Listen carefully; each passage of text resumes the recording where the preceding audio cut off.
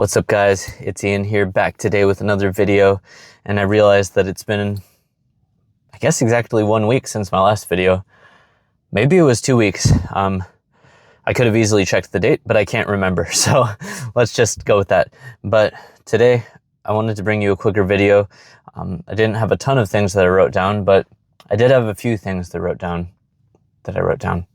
I heard one really profound question in a podcast last week.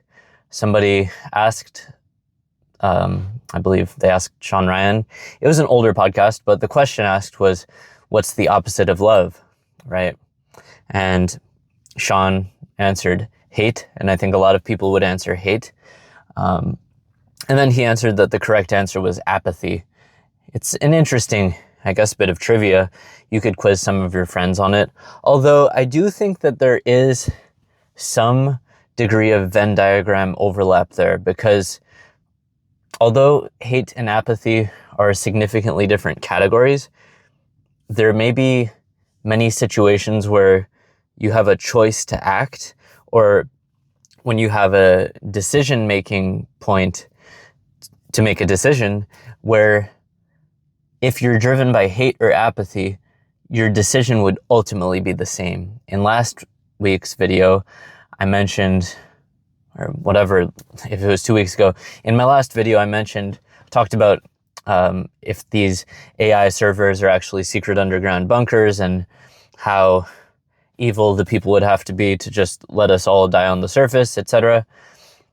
You could actually make the decision to hide in bunkers out of hatred or apathy. Sorry, car noise. Either you could flee underground out of apathy because you just simply don't care about the people on the surface, or you could do it out of genuine hatred because you want the people on the surface to die off and kill each other in a, let's say, a water crisis or a food crisis, or you could do it in gradations. You'd probably, if you were, an evil mastermind, you'd cut off the electricity first so people couldn't call for help and our refrigerated goods would go bad. Then maybe you'd cut off the gasoline to make it harder to cook and heat our places, and then you'd cut off the water. And, obviously water is the most important. Water is more important than electricity or gasoline. I didn't really have that in the show notes, but just at a quick glance, water is much more important in terms of your survival. But anyways, yeah, I wanted to give that question back to you guys, like, what is the opposite of love? And although the correct answer is apathy, it's not hate, there are many decision points that you could be faced with where the decision made out of apathy and the decision made out of hate, they're actually the same choice. Fleeing into the bunker could be an action driven by apathy or hate. All right. And another, it was in a different video talking about, I guess, demonic possession and praying and higher powers. And a really interesting concept is a lot of pop artists, they meet, like the character, the famous Satan character in the fedora and the suit, the tailored suit, and they're given an offer that they can't refuse. Like, they're basically offered worldly success and fame and possessions and everything that you could want in this life in exchange for your eternal soul, which obviously it's a terrible deal and you should never take that deal if it's offered to you. But I think our culture in America raises kids and kind of like convinces us that it's worth it, because we're constantly bombarded with like, oh, look at this famous person, like they have everything, like, don't you want this? Like, don't you just want to be successful? And especially because like the flip side of that is just working a 9-to-5 job nowadays don't even have benefits for a boss that might be psychologically abusing you, and et cetera, right? So it's like you could have everything you want in this life, but your eternal soul is priceless, right? You should never sell your eternal soul. And this ties into what you're like, probably, what the hell am I talking about? But in the first half of this video, I talked about bunkers and a bit of AI. we don't even know if these giant AI facilities, these giant server buildings, are actually what they say they are. They might just be underground bunkers, and they're collecting water for their survival and taking water to speed up our imminent doom, the doom of the surface dwellers. I guess we're surface dwellers now, so even if we didn't have anything in common, we've got something in common now. All right.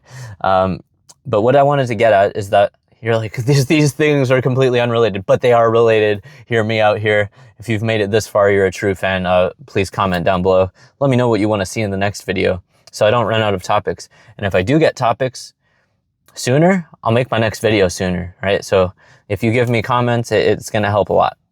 But all right, I'm going to tie it all together here. You're going to be like, damn, mind blown. All right, so ultimately,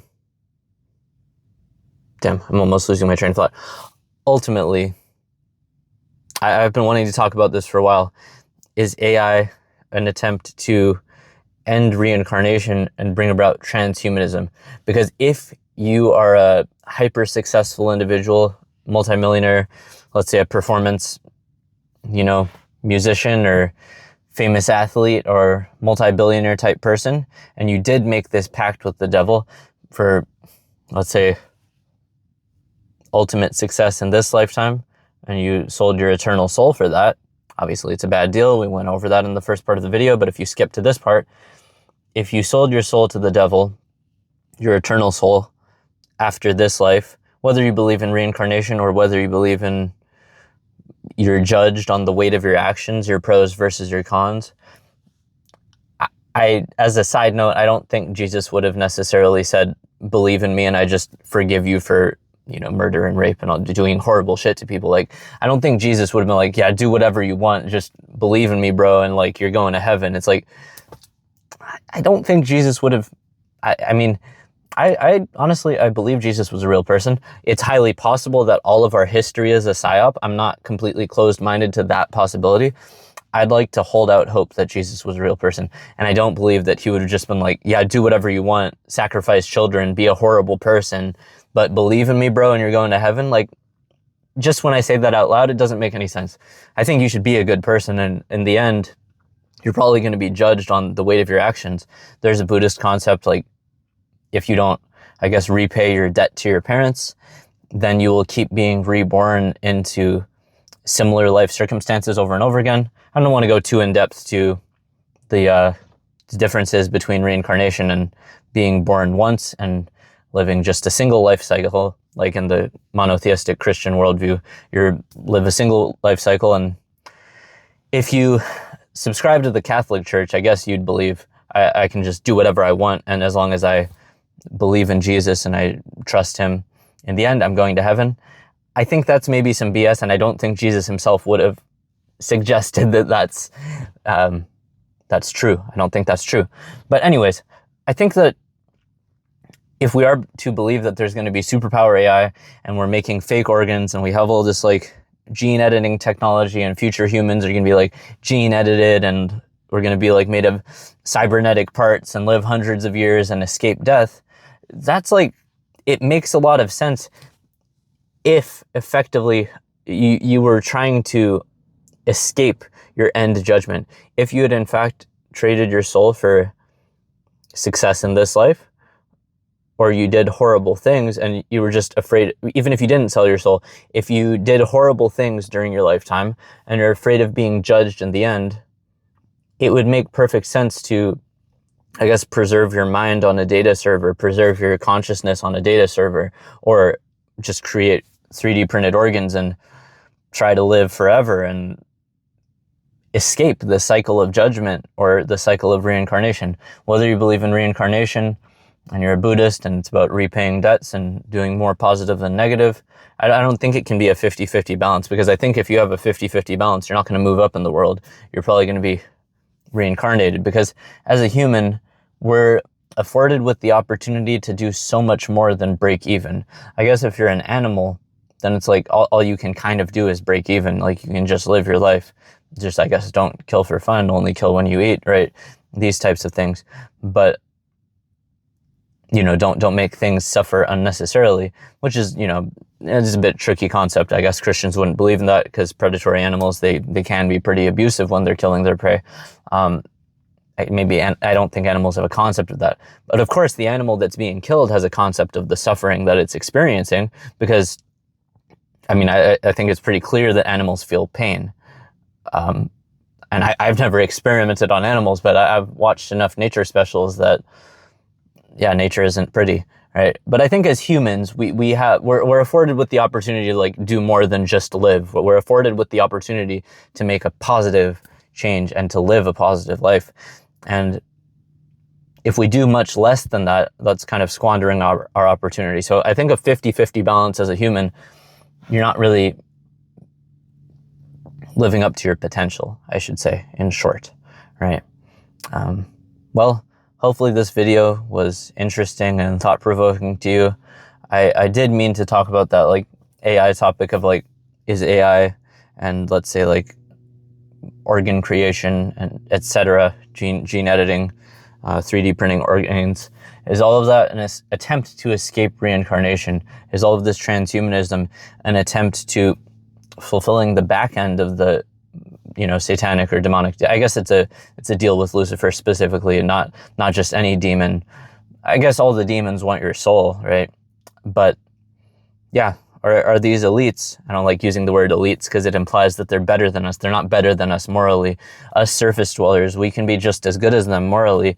And when we're judged in the end, we're not going to be worse than these elites just because they had a ton of money. And if anything, a lot of these elites, I'm just using that phrase because that's the phrase we all recognize, but yeah, a lot of these elites, they sold their eternal souls and they're trying to escape eternal judgment and damnation, or being reincarnated as a lower life form, whatever your belief system is. They're trying to escape the cycle of judgment via either 3D printing organs or imprinting their consciousness onto data servers. All right.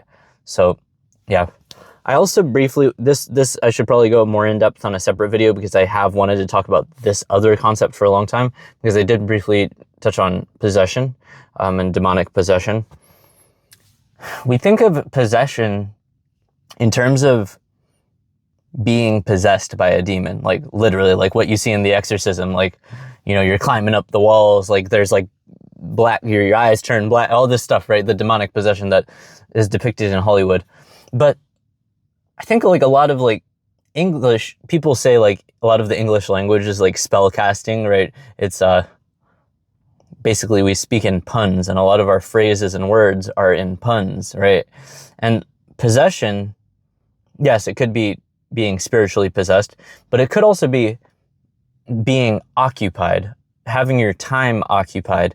And I was thinking about this as, I will admit, a video game addict, especially since I've lost my job to AI.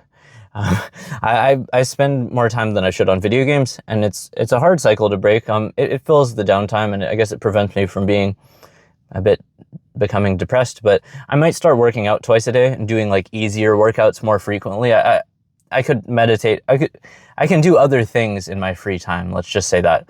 But yeah, becoming addicted to video games, you're actually like, you're not obviously becoming spiritually possessed or demonically possessed, but you are becoming possessed in that your time is being occupied. Your time is being possessed. And I think in last week's video, or one of my other videos, I touched on the fact that I think like being born as a human is so valuable. It's a rare opportunity because yes, if you subscribe to the Christian worldview, maybe animals don't have souls, which is pretty hard to comprehend for dog owners, right? A lot of dog owners, cat owners, like you'd like to think your pet has a soul, right?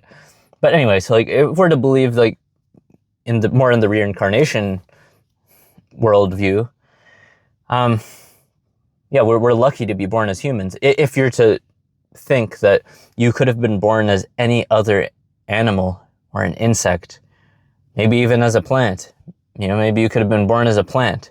But yeah, so what I'm getting at here is that our time is very valuable. The video that I meant to talk about possession, I meant to discuss how I think that drugs and alcohol are a form of possession, maybe even demonic possession.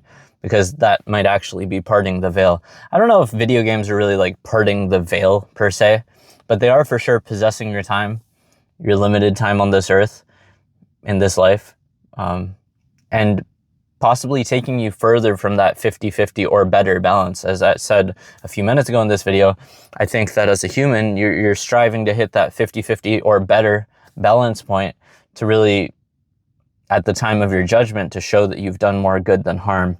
And yeah, it's all the animal meat you've eaten, all the, you know, I don't want to list off like a bunch of sins, but like all the things that you have done in this life that may be considered harmful to others, are they truly outweighed by your positive actions?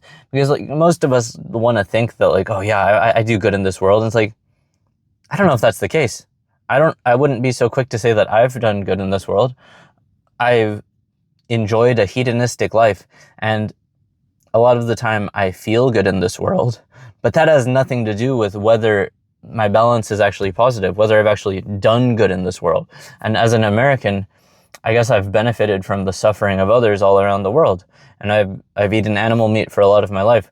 I'm contemplating becoming a vegetarian. I actually haven't purchased any animal meat. Maybe in a couple weeks. I'm still eating it because I'm not going to throw away the meat that I've purchased. I think that would be even more sinful, because like these animals have died and you're throwing them away. That's horrible, right? If you're just to follow that to its logical conclusion, you definitely shouldn't throw away food.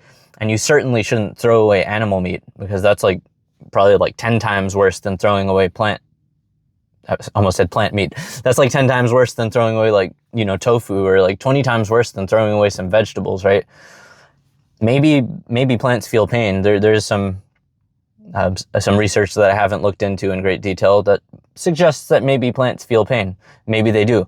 And maybe even, you know, maybe the vegetarian, maybe we should just fast until we die, right? Right, and that's the fastest way to, I guess, end your life and have a positive judgment.